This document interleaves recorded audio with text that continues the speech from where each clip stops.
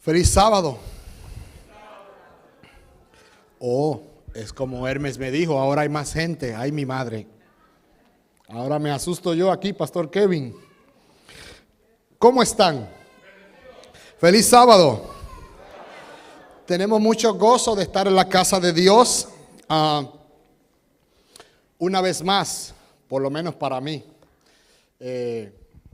Mucho gusto poder estar aquí, compartir la palabra de Dios, estudiar con ustedes. Y les quiero hablar hoy vamos a hablar un tema que a mí me gusta mucho. De hecho, cada uno de nosotros tiene un Pablo, diríamos así. Pablo está considerado por muchos teólogos como el verdadero fundador del cristianismo. Mucha gente dice que Cristo es el fundador del cristianismo, pero realmente el que instituye o le da formalidad al cristianismo es el apóstol Pablo, a la iglesia, la institución de los rituales, la Santa Cena, el bautismo, todo eso. El apóstol Pablo jugó un papel fundamental en él. Sin embargo, una vez yo leí un estudio que se llamaba Interpretaciones de Pablo en el segundo y tercer siglo de la era cristiana. Y para mi sorpresa, ese estudio lo que arrojaba era de que los gnósticos utilizaban a Pablo para justificar sus enseñanzas. Los ebionitas, que era una forma de cristianismo, también utilizaban a Pablo para justificar sus enseñanzas. Marción, un hombre que negaba prácticamente el resto del Nuevo Testamento, se fundamentaba en Pablo para negar todas las otras enseñanzas y para afirmar las que él tenía.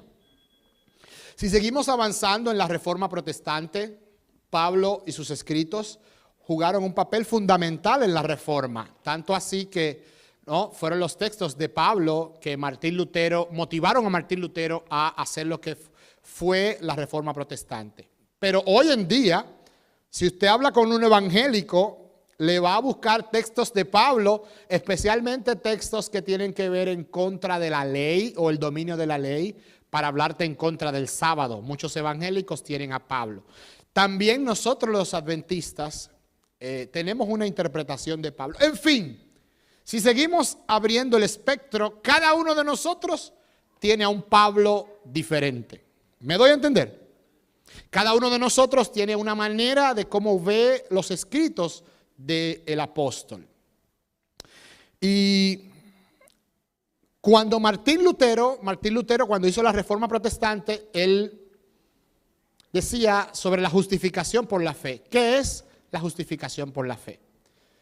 Bueno, ha habido mucha discusión en cuanto a esto, pero para Lutero la justificación por la fe era básicamente de que soy un pecador, alguien que ha violado la ley de Dios, como todos nosotros, y que yo le oro a Dios, yo le pido perdón a Dios, y Dios en su justicia me perdona gratuitamente por su sangre. Simplemente al yo pedirle perdón, Dios me perdona.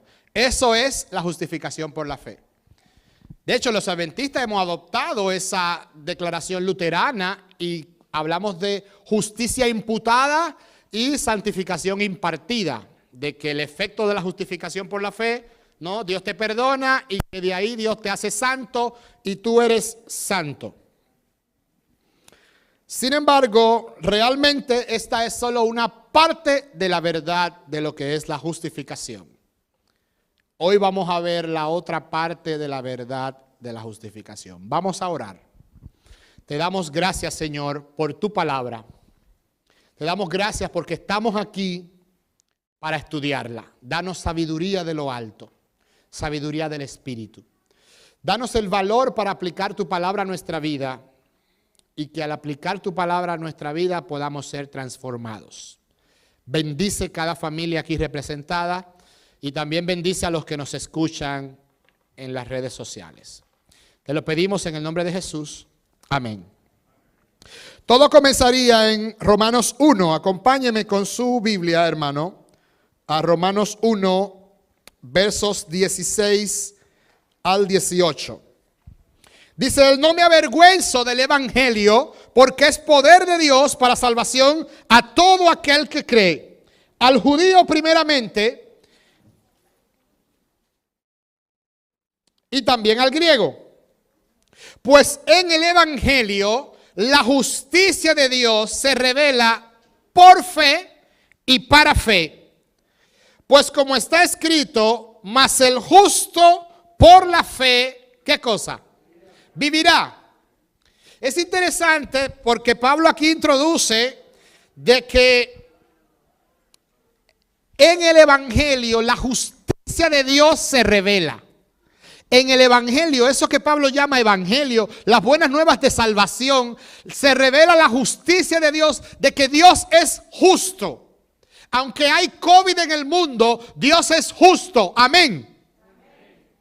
Aunque hay enfermedad, aunque hay hambre en el mundo, aunque hay guerras, Dios es justo porque Dios demostró su justicia enviando a Jesús a morir por nosotros. Y dice él, en el evangelio, la justicia de Dios se revela, se manifiesta por fe. ¿Para qué? Para fe. Ahora yo quiero preguntar, ¿quién es el justo? Mas el justo por la fe vivirá. Los judíos tenían claro de que el justo iba a ser el Mesías. El justo es una cita de Habacuc, que Pablo está haciendo una fuerte alusión al libro de Habacuc, donde en Habacuc se hablaba de ese, el justo por la fe vivirá.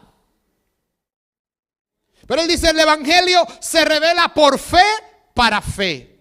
O sea, la fe de Jesús se transmite a nuestra fe y nos da la salvación. Dios muestra su justicia o traspasa su justicia. La justicia de Dios aplicada en Jesucristo a la humanidad por fe para fe. Esta es una discusión que Pablo va a tener en toda esta carta.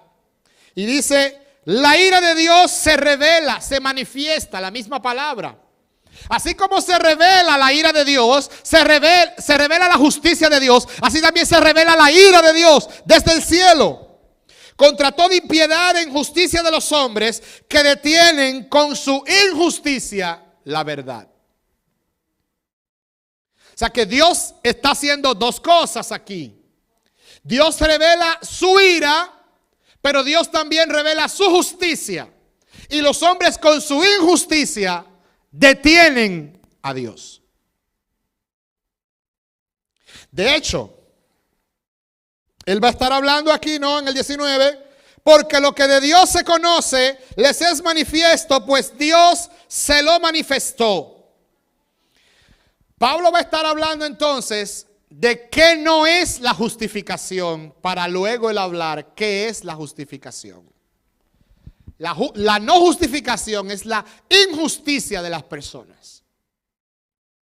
O sea, y las personas entonces tienen como resultado la ira de Dios. Es interesante puesto que Romanos 1 es una de las discusiones más amplias sobre el juicio de Dios y cómo opera la ira de Dios en el mundo. En Romanos 1:18 él dice que la ira de Dios se revela desde el cielo. Cuando usted escucha eso, ¿en qué usted piensa? Que la ira de Dios se revela desde el cielo. ¿Qué le viene a la mente? Vamos a ver. A mí me viene a la cabeza Sodoma y Gomorra, ¿sí o no? O el diluvio, cuando desde el cielo la ira de Dios se reveló a la humanidad, se manifestó. Esta ira de Dios, los teólogos la llaman la ira activa de Dios. La ira de Dios tiene dos modalidades, la ira de Dios pasiva y la ira de Dios activa. La ira de Dios activa es cuando Dios irrumpe directamente y castiga a una persona por una transgresión cometida. Yo no sé por qué, pero por alguna razón nosotros tenemos la noción de que la ira de Dios es solamente activa. Pero te digo algo, la ira activa de Dios es escasa en la Biblia, es rara, se puede contar con los dedos de las manos. ¿Cuántas veces Dios intervino directamente y alteró una situación? Si nos ponemos a contarlas, son pocas. Por ejemplo, el diluvio, ¿sí o no? Siempre el despliegue de la ira de Dios activa es fatal y determinante. Es abrumador. El diluvio, ¿cómo fue? Fatal. Sodoma y Gomorra, ¿cómo fue? Nadab y Abiú, ¿sí o no? Las 10 plagas en Egipto. O sea, el despliegue de la ira de Dios es terrible, hermano. Sin embargo, Pablo va a estar hablando en Romanos 1 más de la ira de Dios pasiva. ¿Cuándo es la ira pasiva? En la que por violar las leyes que ya Dios ha establecido, cada quien tiene la retribución. Aquí opera en la ira pasiva de Dios, opera el principio de la retribución. Eso es de que tú cosechas lo que tú siembras. A los jóvenes, por eso que los padres le viven diciendo, ponte a estudiar, obedece, porque tú siembras, tú cosechas lo que tú ¿qué? Lo que tú siembras. Eso se aplica en todo en la vida, ¿sí o no? Cosechamos lo que sembramos. Si la iglesia se pone a predicar, a sembrar la palabra de verdad, la iglesia va a ¿qué? A cosechar. Pero si la iglesia no siembra la palabra de verdad, ¿qué la iglesia va a hacer? No va a cosechar. Si usted siembra amor, usted va a cosechar amor. Amén. Si usted siembra división y contienda, ¿qué usted va a cosechar? División y contienda. Bueno, pues vamos a hablar Romanos 1:21. Ya que habiendo conocido a Dios, no lo glorificaron como a Dios ni le dieron gracias. Al contrario, se envanecieron en sus razonamientos y su necio corazón fue como entenebrecido. Palabra más turbia, ¿no? Su necio corazón fue entenebrecido. Esto es como algo pasivo, de que por tú no darle gloria a Dios, por tú no darle gracias a Dios, por tú ser un necio, el corazón tuyo se entenebrece.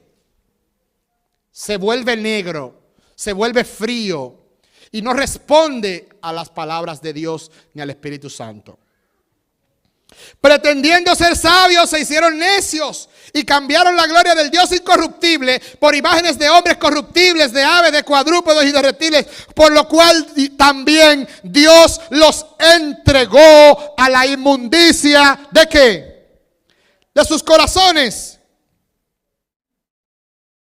De modo que deshonraron entre sí sus propios cuerpos, ya que cambiaron la verdad de Dios por la mentira, honrando y dando culto a las criaturas antes que al Creador, el cual es bendito por todos los siglos. Amén. Es interesante que Pablo dice, Dios los entregó. Los entregó a sus pasiones.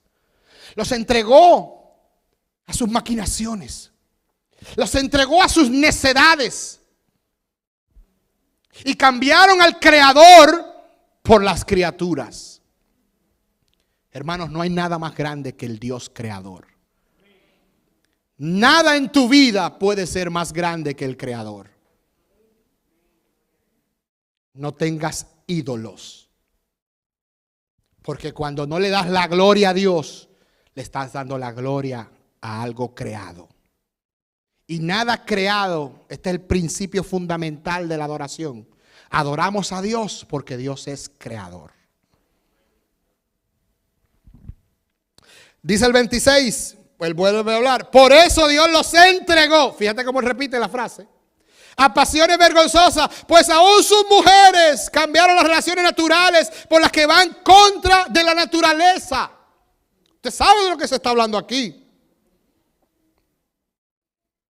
Del mismo modo también los hombres, dejando la relación con la mujer, se encendieron en su lascivia unos con otros, cometiendo hechos vergonzosos hombres con hombres y recibiendo en sí mismos la debida retribución a su extravío. No es Dios que te está castigando, es que tú estás cosechando lo que tú estás sembrando. ¿Me doy a entender? Dios te está castigando porque te está entregando a que tú coseches lo que tú quieres sembrar, hermano. Por eso hay gente que dice, no, ¿y Dios dónde está? Dios está en el mismo lugar. Dios está entregando a cada quien a que coseche lo que siembra. Llegará el día en que la ira de Dios se va a manifestar realmente, activamente. Pero ahora todos cosechamos lo que sembramos. Por eso, jóvenes, obedezcan a sus padres, por Dios. Porque sus padres saben. Ellos han cometido errores. Han sembrado mal y han cosechado mal. Y por eso quieren evitarte esos errores. A que tú siembres bien para que coseches bien. Amén. A que siembres en Cristo para que coseches en Cristo. Sigue el apóstol hablando, ¿no? 28. Como no quisieron tener en cuenta a Dios, Dios los entregó 3 veces, dice el apóstol, que Dios entrega a la gente. A una mente depravada para hacer cosas que no convienen y están atestados, están llenos de toda injusticia, perversidad, fornicación, avaricia, maldad, llenos de envidia, de homicidios, de contiendas y de perversidades. Son calumniadores, murmuradores, enemigos de Dios, injuriosos, soberbios, vanidosos, inventores de males, desobedientes a los padres, necios, desleales, sin afecto natural, implacables y sin misericordia. Todo eso tiene que ver con la justificación por la fe. O sea, lo que estamos mirando aquí es el efecto de la injusticia. Ahí está también la desobediencia a los padres. De hecho, Pablo dice en Colosenses, obedeced en el Señor a vuestros padres, porque esto es ¿qué? ¿Esto es qué? Dice el apóstol. Justo. Hay justicia en obedecer a los padres. Claro, el sermón no es de los padres y de los hijos, pero Pablo está hablando aquí de todo.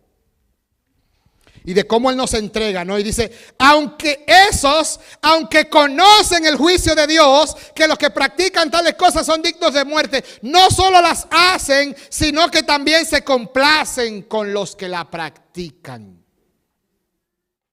Hoy en día hay gente que celebra la injusticia que hace mucha gente.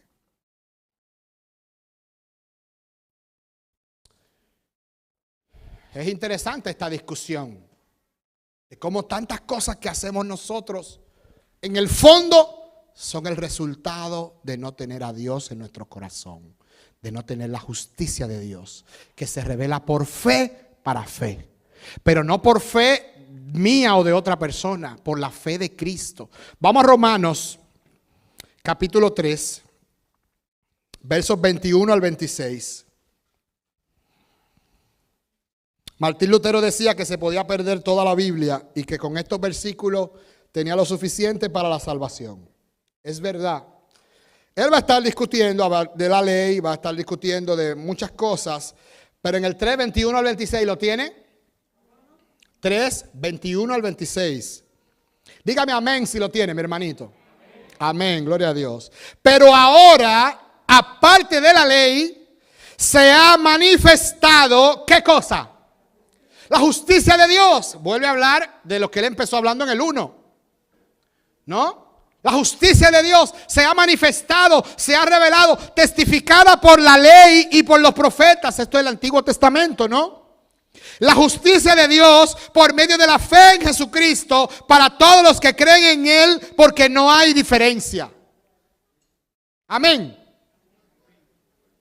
Y aquí está el problema. La justicia de Dios, dice el 22, por medio de la fe en Jesucristo, para todos los que creen en Él. De hecho, si usted analiza un poquito, usted se va a dar cuenta que hay una redundancia temática. Por la fe de Jesucristo, por la fe en Jesucristo, todos los que creen en Él. O sea, que cuando yo creo en la fe de Jesucristo, la justicia de Dios se revela en mí. Eso es lo que parece que Pablo está diciendo. Realmente eso es verdad, pero esa es una parte de la verdad. Creer en Jesucristo no es suficiente. La justicia de Dios no se revela, no se no se transmite de fe a fe solo por el acto de creer. Porque la justicia es como la injusticia que se revela en los actos. ¿Me están siguiendo, hermanos? La injusticia se revela ¿cómo? En tener una mente entenebrecida, en hacer cosas que no convienen. Y él ahí habló de todo eso, de la desobediencia, de la deslealtad, de la fornicación, la desobediencia a los padres, de la homosexualidad, habló del lesbianismo, habló de todo el apóstol ahí. Pero hay algo, esta frase, la justicia de Dios, la fe en Jesucristo, se ha discutido mucho en los últimos 200 años. De que si esto debe traducirse como de manera subjetiva o objetiva. Yo le decía en el primer culto que como esta es la iglesia de Hermes, aquí uno puede hablar lo que uno quiera, digo yo. Porque ustedes tienen al pastor, no, maestro de todos nosotros. Bueno, pues hay una gran discusión de cómo debe entenderse esta frase. Si se entiende como está en el texto aquí, toda la Biblia de ustedes dice la fe en Jesucristo, ¿verdad? Amén. Así dice su Biblia, la fe en Jesucristo, ¿verdad? ¿Me están siguiendo? Ok, bueno, pues está traducida ahí de una manera objetiva. De que Dios, la justicia de Dios es cuando yo creo en Jesús. Esa es la justificación objetiva. Hay otra manera de traducir la frase que es la fe de Jesús. Esa es la justificación subjetiva. A mí me parece que en este texto y en otros textos que vamos a ver, cuando esta frase aparece, la fe en Jesucristo debe ser traducida la fe de Jesucristo. No en todos los textos, pero sí en estos que les voy a mostrar. Esto hace un cambio radical. Porque cuando usted lee la fe de Jesucristo, para todos los que creen en Él, o sea, la fe, la fidelidad de Jesucristo. Usted y yo somos justificados gracias a que Jesús fue fiel hasta la cruz, hasta la muerte y resucitó. Y por esa justicia de Cristo, usted y yo podemos tener la justicia y ser transformados. Amén. De hecho, cuando usted lee la frase, la fe en Jesucristo, esto hace la justificación antropocéntrica. Porque lo importante es que el hombre crea en Jesús. La justificación nunca es antropocéntrica, es teocéntrica, está centrada en Dios.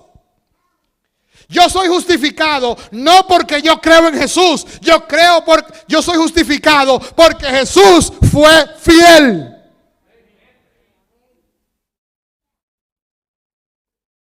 Los demonios creen ¿y qué? Creer, eso no es nada. Cualquiera cree, hasta el diablo cree.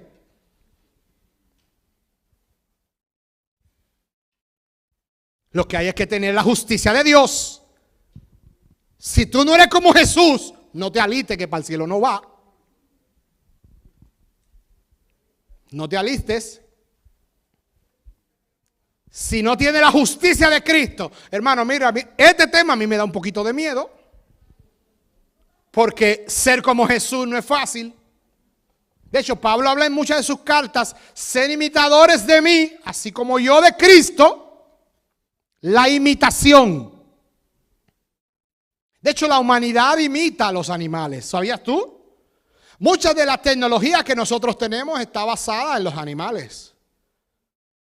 Muchos científicos y médicos han hasta destapado los animales, los han abierto. Nosotros aprendimos a volar tratando de entender cómo vuelan los animales. Tratamos de ir a las profundidades del mar mirando cómo lo hacen los animales. Nosotros ni aún con las máquinas más sofisticadas podemos bajar a la profundidad del mar donde están un grupo de animales allá que muchos de ellos nosotros ni los conocemos y esos animales están allá en lo profundo en un picnic allá abajo.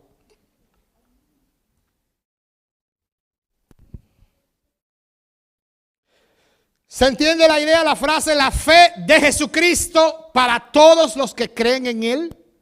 O sea, yo soy justificado, yo tengo que creer, pero yo no soy justificado por creer. Yo soy justificado porque Jesús fue fiel. Yo tengo que creer, claro que sí. Pero no es por eso que yo soy perdonado ni soy justificado. Porque el diablo cree. ¿Me doy a entender? Vamos a seguir mirando el texto. Porque no hay diferencia, por cuanto todos pecaron y están destituidos de la gloria de Dios y son justificados gratuitamente. ¿Por qué? Por su gracia. Yo no soy justificado porque yo creo. Yo soy justificado, no soy justificado tampoco por mis obras de la ley, ni por ser vegetariano, ni por guardar los mandamientos. No, yo soy justificado gratuitamente por la gracia de Dios. Por la fe a quien Dios puso, gratuitamente por su gracia, mediante la redención que es ¿en quién? En Cristo. Está claro el texto. A quien Dios puso como propiciación por medio de la fe en su sangre para revelar su justicia a causa de haber pasado por alto en su paciencia los pecados pasados, con la mira de manifestar en este tiempo su justicia, a fin de que Él sea el justo y el que justifica al que es de la fe de ¿quién? Si no tienes la fe de Jesús, no has sido justificado. Ser cristiano. ¿Y quién te dijo que era fácil? Humanamente no es fácil. Con Cristo es fácil. Con el Espíritu Santo es fácil ser espiritual. Pero es dejando el yo y que sea Cristo el que gobierne. Pero si Cristo no es el que gobierna, estás perdiendo tu tiempo. O estamos perdiendo el tiempo. Porque Dios es justo. Y fíjate cuánto empeño, como Pablo habla varias veces de que Dios quiere revelar su justicia. De que Dios quiere manifestar su justicia. Y la justicia está centrada en los actos, en la vida, muerte y resurrección de Cristo.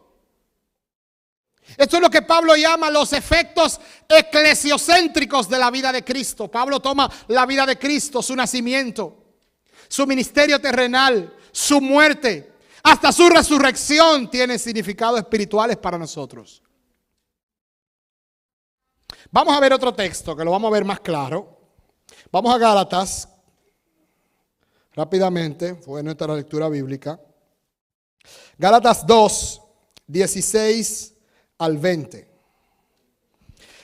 ¿Lo tiene? ¿Lo tiene? Sabiendo que el hombre no es justificado por las obras de la ley, sino ¿por qué? Por la fe de Cristo. De hecho, Pablo tiene las dos frases antitéticamente contradiciéndose la una a la otra. El hombre no es justificado por las obras de la ley. O sea, el hombre no es justificado por lo que él hace. El hombre es justificado por la fe de Jesús. Fíjate que aquí no se está hablando de creer. Aquí se está hablando del accionar. Quizás el creer está implicado en las obras de la ley.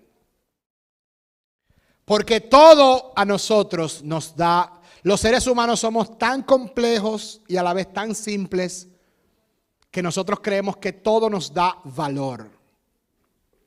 Hay personas que creen que tienen más valor que otros, tienen un iPhone y otros usan Android. Yo tengo Android, yo soy humilde. Pobre o humilde, ¿verdad? Hay personas que lo que le da valor es, ¿no?, los amigos que tienen. Hay personas que se sienten importantes cuando son amigos de gente importante. ¿Sí o no? Oh, sí, ese es el jefe, el presidente, ese amigo mío. ¿Me doy a entender? Hay personas que le dan importancia a su vida por el carro que ellos tienen. No pueden andar en un cacharrito porque ellos tienen que andar en un buen carro. Aunque se lo esté llevando, tienen que tener un buen carro. El lugar siempre ha sido así. De hecho, al mismo Jesús, ¿de dónde viene este? Es de Nazaret, y de Nazaret puede salir algo bueno. Aquí en New York, yo vivo en New Jersey, obviamente, no sé tanto de acá, pero yo sé que aquí hay lugares más peligrosos que otros. Tú dices, yo vivo en Long Island, un poquito diferente a decir, yo vivo en el Bronx. ¿Sí o no?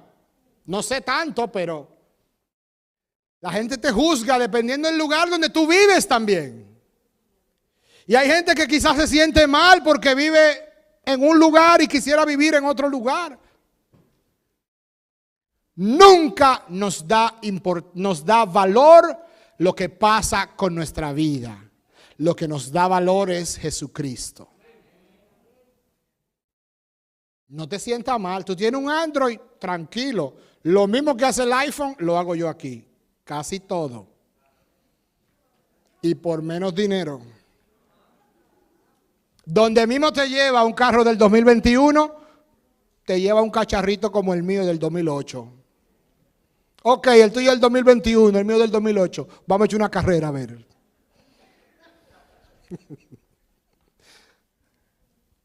Hay personas que le dan importancia mucho a su ropa.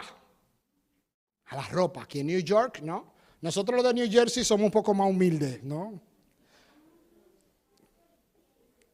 No, que la ropa, que hay que comprar esto, que esto. Hermano, vamos a darle importancia al corazón. Ese hombre tiene corazón. Ese hombre viste bien. Bueno, está bien vestir bien, pero tener corazón, tener a Dios. Ser trabajador, ser honesto, ser íntegro. Son los valores reales que importan. Por eso Pablo dice, no son las obras de la ley, es la fe de Jesús lo que justifica al ser humano. Y cuando obras de la ley, y a esta iglesia adventista hay que hablarnos 500,000 veces de eso, de las obras de la ley. Porque si hay una gente legalista somos nosotros, yo no sé qué es. Porque para nosotros todo es la ley. Que el comer, que hay que comer así, que hay que vestir así, que no se puede hacer esto, que no se puede hacer esto. Para mucha gente la religión son solo un grupo de reglas. La religión no son reglas, la religión es Jesús. Por eso había un autor que decía, ama a Dios y haz lo que quieras.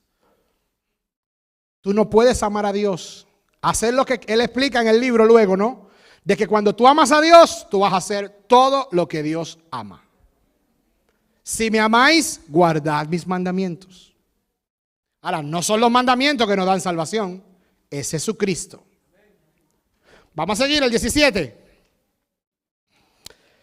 Sino por la fe de Jesucristo, nosotros también hemos creído en Jesucristo para ser justificados por la fe de ¿quién? De Cristo y no por las obras de la ley, por cuanto por las obras de la ley nadie será justificado. ¿Está clara la palabra? Nadie será justificado por las obras de la ley.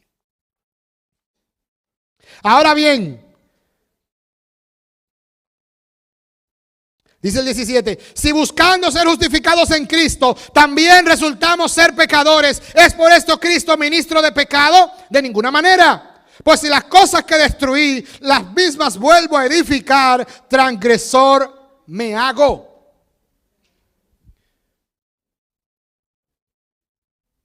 Hay algo aquí. La salvación es teocéntrica, es cristocéntrica, pero hay un componente antropocéntrico en la salvación y es mi elección. Yo decido qué yo voy a sembrar y qué yo voy a alimentar en mi naturaleza.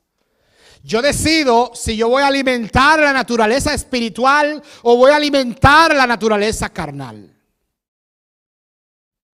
Por eso, aunque podemos estar salvados en Cristo, si yo vuelvo a sembrar lo que destruí, me hago transgresor. ¿Quién? Cristo, no yo. Eso es lo que él está diciendo ahí. Si las cosas que destruí las vuelvo a edificar, ¿es por esto Cristo ministro de pecado? No. El pecador soy yo porque ya Cristo me está salvando, me está justificando para que yo haga lo que yo tengo que hacer.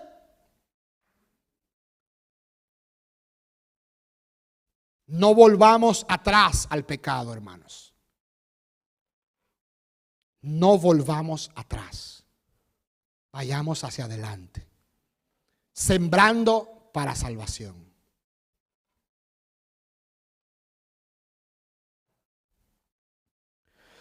Yo por la ley morí para la ley, a fin de vivir para Dios. Y dice él, con Cristo estoy juntamente crucificado y ya no vivo yo, mas vive Cristo en mí. Y lo que ahora vivo en la carne, lo vivo en la fe del Hijo de Dios, el cual me amó y se entregó a sí mismo por mí. No desecho la gracia de Dios, pues si por la ley viniera la justicia, entonces en vano murió Cristo. Y es interesante cómo Pablo, él reconoce, hay una lucha entre la carne y el espíritu, las dos naturalezas. Pero usted y yo decidimos qué alimentamos. Esta es la clave de la vida cristiana. Aunque esa participación no es meritoria, nosotros contribuimos a nuestra salvación o a nuestra perdición con nuestras decisiones. Por eso él advierte claramente.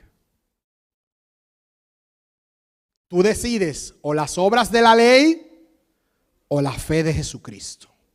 De hecho, él por eso pone esa metáfora de la crucifixión. Porque la crucifixión era una muerte por asfixia, era una muerte lenta. A veces las personas crucificadas duraban días y semanas. Los romanos le daban vinagre, le daban agua, los hidrataban para que siguieran vivos. Los torturaban. No era una muerte de una vez, no. Los torturadores romanos eran expertos, eran médicos, conocían la anatomía humana y sabían cómo golpear a la persona sin tocar órganos vitales, porque la idea era torturar a la persona. Y luego cuando lo crucificaban, la persona se estaba desangrando, pero se mantenían hidratándolo para que no se muriera. Si se estaba durmiendo, lo punchaban para que se despertara. No te puedes dormir, tienes que sufrir. Fíjate que el sueño es como anestesia, ¿sí o no? Cuando usted se siente mal, usted quiere dormir, ¿sí o no? Quiere dormir porque si usted duerme, la idea es que el dolor usted no lo siente. Ah, no, los que estaban crucificados no podían dormir, tenían que permanecer ahí, ¿no? Y Pablo dice, yo estoy con Cristo crucificado.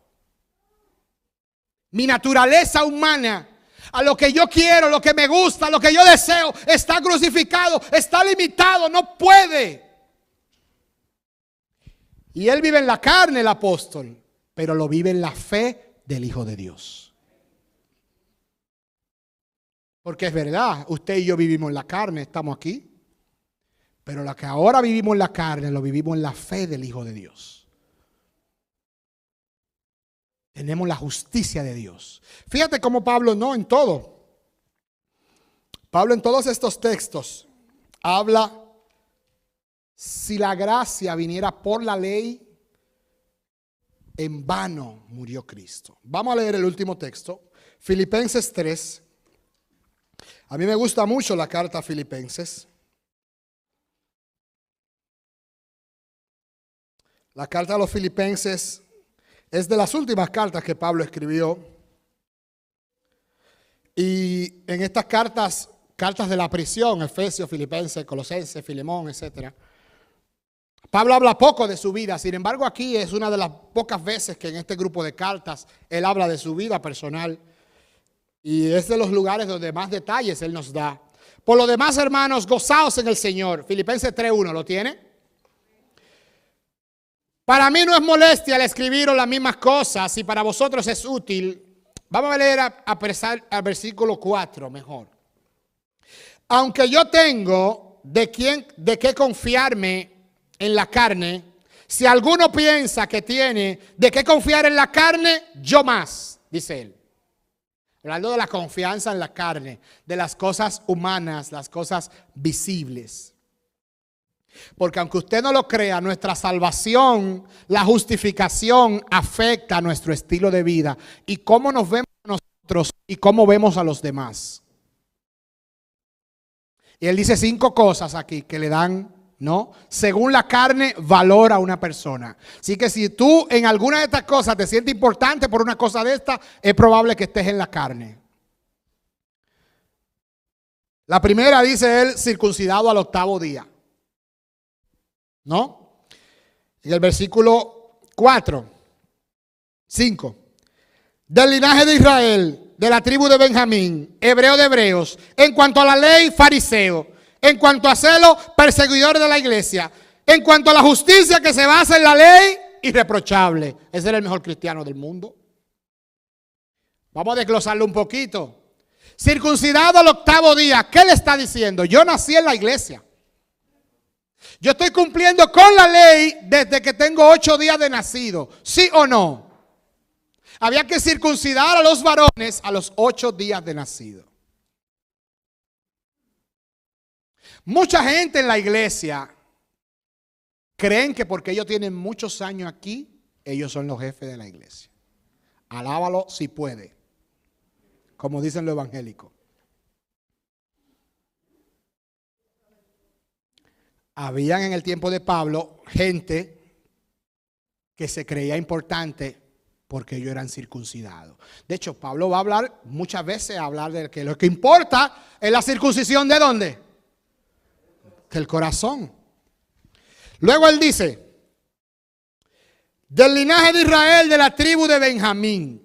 Hay personas, y somos así los humanos o no, de que dependiendo de la familia que tenemos, eso prácticamente nos define como personas, humanamente hablando. Pablo era de la tribu de Benjamín.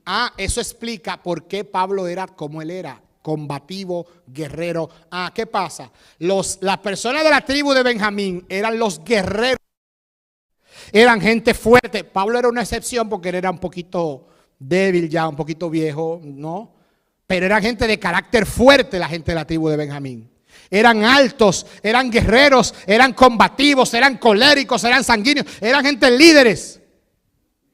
De hecho, el primer rey de Israel, ¿de dónde lo eligieron? Saúl, de la tribu de Benjamín. Eso no fue un azar. Cuando Dios eligió a Saúl, lo buscó de la tribu que estaban los mejores hombres, humanamente hablando.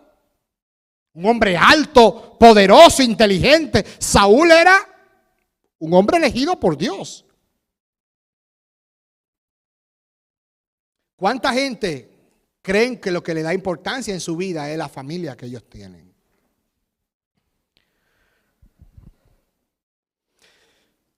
Hebreo de hebreos, y en cuanto a la ley, fariseo. Aquí él está hablando de su educación. Era profesional, era un doctor, ¿no? Era un experto en la ley. Hay mucha gente que cree que lo que le da importancia es el título universitario que tienen.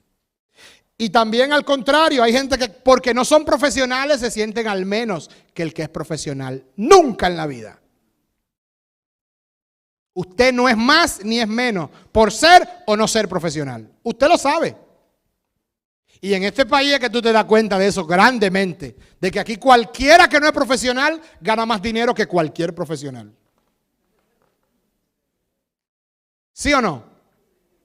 Sí, en cuanto a dinero es, ¿no? Pero para Pablo, ¿no? Él está diciendo que ser fariseo, ser un doctor en la ley, le daba importancia a él. En cuanto a celo, perseguidor. Era tan buen cristiano que perseguía a los demás. Esto es increíble. ¿Por qué será que a esos buenos cristianos les encanta perseguir a los otros? Persiguen el que no tiene corbata. Persiguen al que se peina así. Persiguen al que se viste así. Persiguen al que come así. ¿Sí o no? Esos celosos, buenos cristianos. Pero como Pablo, esos celosos se encuentran con Jesús. Yo soy Jesús a quien tú persigues. Porque ese que no se pone corbata, que se peina así, que se viste así, ese hijo de Jesús. Y Jesús está trabajando con él. Déjale eso a Dios. No te metas en eso. De hecho, Pablo dejó de perseguir a la iglesia cuando se encontró con Jesús. Pablo amaba la iglesia. La iglesia es un cuerpo. Somos uno. ¿Sí o no? Tú no ves a Pablo nunca siendo divisivo. Al contrario, sacrificándose por sus hermanos. Predicándole a sus hermanos. Protegiendo a sus hermanos. Defendiendo a sus hermanos. Hermano, mire. Usted puede ver el adventista que sea. Defiéndalo y protéjalo, hermano, porque ese es su hermano, por Dios.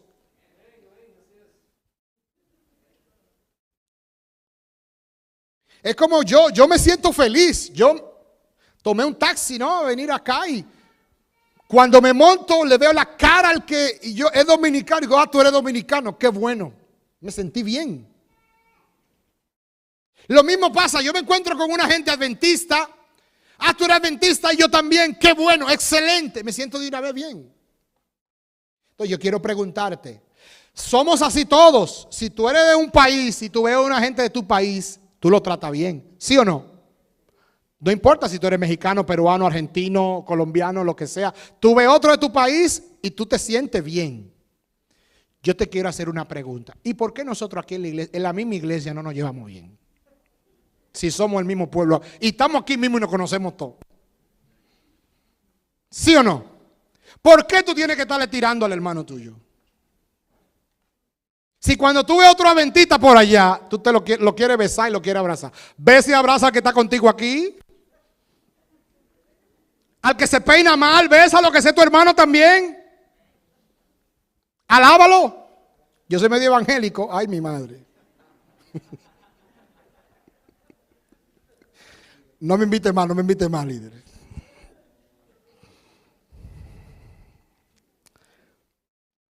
Dice el 7. Ya nos vamos. Pero cuantas cosas eran para mí ganancia, las he estimado como pérdida por amor de Cristo. Pablo no está describiendo el él de ahora.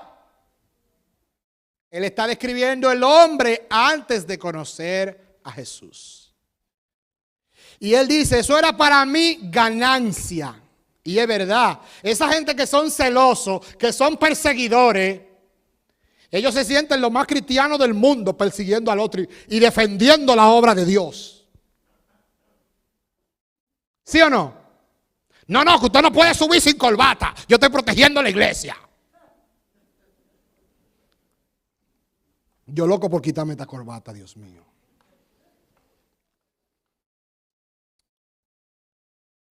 Dice él, verso 8, y ciertamente aún estimo todas las cosas como pérdida por la excelencia del conocimiento de Cristo Jesús, mi Señor. Por amor a Él lo he perdido todo y lo tengo por basura para ganar a Cristo. Es interesante, Pablo, esta es una de sus últimas cartas. Y él dice, ciertamente aún lo he perdido todo. Bueno, ahí ya él había perdido hasta su libertad, estaba preso. De ahí Pablo no salió, él salió a que le mocharan la cabeza, lo mataron. Perdió su libertad, perdió su familia, perdió todo, su prestigio, su ciudadanía, todo lo perdió. Ciertamente aún, yo cuidado si aquí hay gente, porque la imaginación es la loca de la casa. Yo publiqué en Facebook una frase del filósofo Seneca que decía, nosotros nos preocupamos por cosas que no son reales. La mayoría de nuestros problemas que nos atormentan y que nos deprimen no son reales realmente. Son cosas que imaginamos que pueden pasar.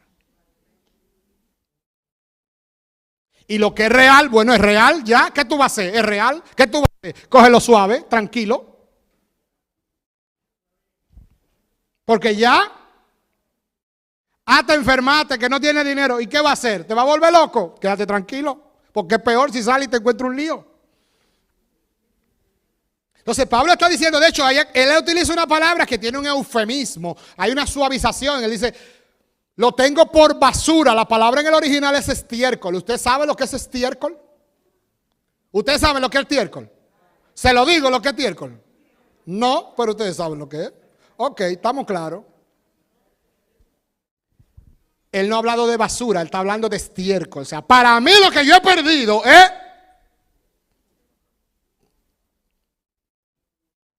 Cuidado, o sea que hay gente que por servir a Dios, ellos creen que están haciendo un sacrificio por todo lo que han perdido. Tú estás ganando a Cristo, hermano, ¿viste? Recuérdate eso. No es lo que tú has perdido, es lo que tú estás ganando. Cuidado si hay gente que se ha quedado soltero. Di que por ser fiel a la iglesia. No, usted se está quedando soltero porque usted no tira para adelante.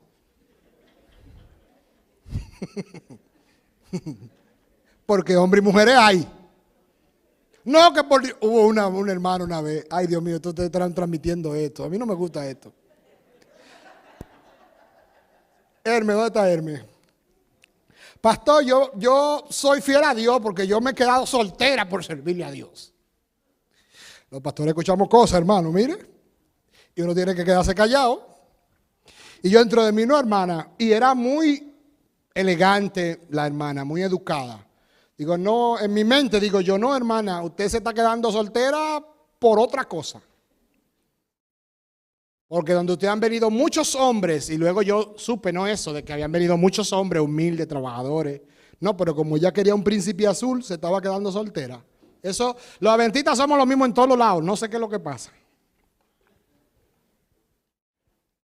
Cuidado si aquí hay gente que cree que porque están aquí están perdiendo dinero. Yo estoy en la iglesia y estoy perdiendo dinero. Tú estás en la iglesia y tú estás ganando a Cristo. Aquí todos estamos perdiendo dinero. Pero todos estamos ganando a Cristo. Por eso Pablo dice, si alguien tiene de qué confiar en la carne, yo más.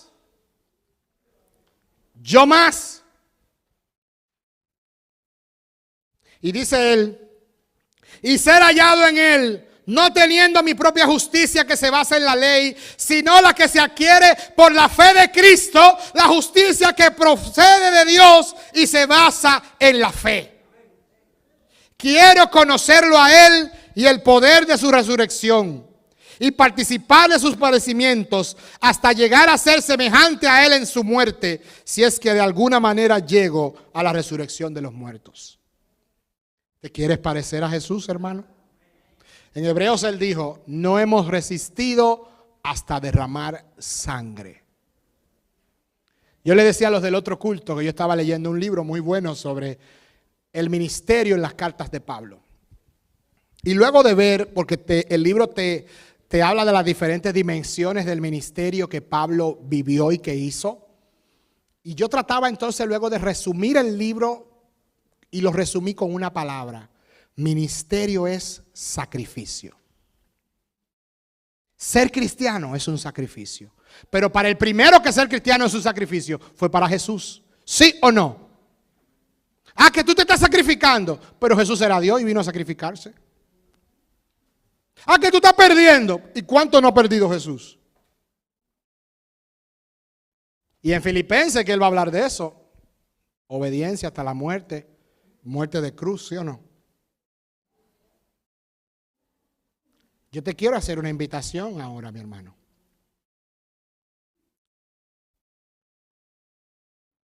Para que seamos justificados por la fe de Cristo. ¿Tú quieres eso? Hermano, es tiempo de ser cristianos de verdad. De vivir lo que predicamos. De no estar sembrando por ahí en lo que sabemos que va a terminar mal. Vamos a sembrar en lo que sabemos que vamos a cosechar bien. Vamos a sembrar en nuestra espiritualidad, a sembrar en nuestros dones espirituales, a sembrar en la iglesia.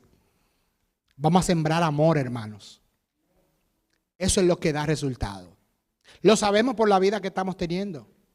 Que cuando sembramos mal, nos va mal. La pregunta es, quizás muchos de nosotros hemos vivido un cristianismo así, basado en la ley. Y nos enfocamos en las cosas externas del cristianismo. Y el ministerio ni el cristianismo son algo externo, son algo interno que se muestra externamente. Pero la fiebre no está en la sábana, la fiebre está en el cuerpo.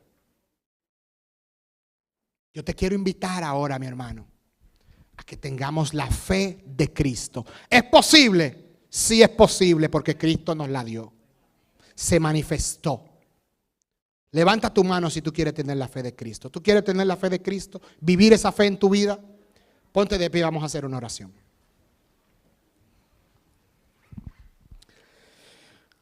Te damos gracias, Señor, por tu palabra, porque tu palabra nos ha hablado claramente. Oh Señor, queremos vivir la fe de Jesús. Queremos parecernos a Él en su vida y en su muerte y en su resurrección. Oh Señor, muchas veces hemos pretendido ser justificados por las obras de la ley, por cosas humanas. Queremos ser justificados por la fe de Cristo. Creemos en la fe de Jesucristo, en su fidelidad. Oh Señor, que podamos sembrar en lo espiritual. Bendice cada familia aquí representada. Bendice los jóvenes, los adultos, los líderes de la iglesia, el pastor y su familia, Señor. Bendícenos a todos. Perdona nuestros pecados, Señor, porque muchas veces hemos estado haciendo y sembrando en obras de injusticia. Muchas veces hemos creído que estamos haciendo el bien cuando estamos haciendo el mal.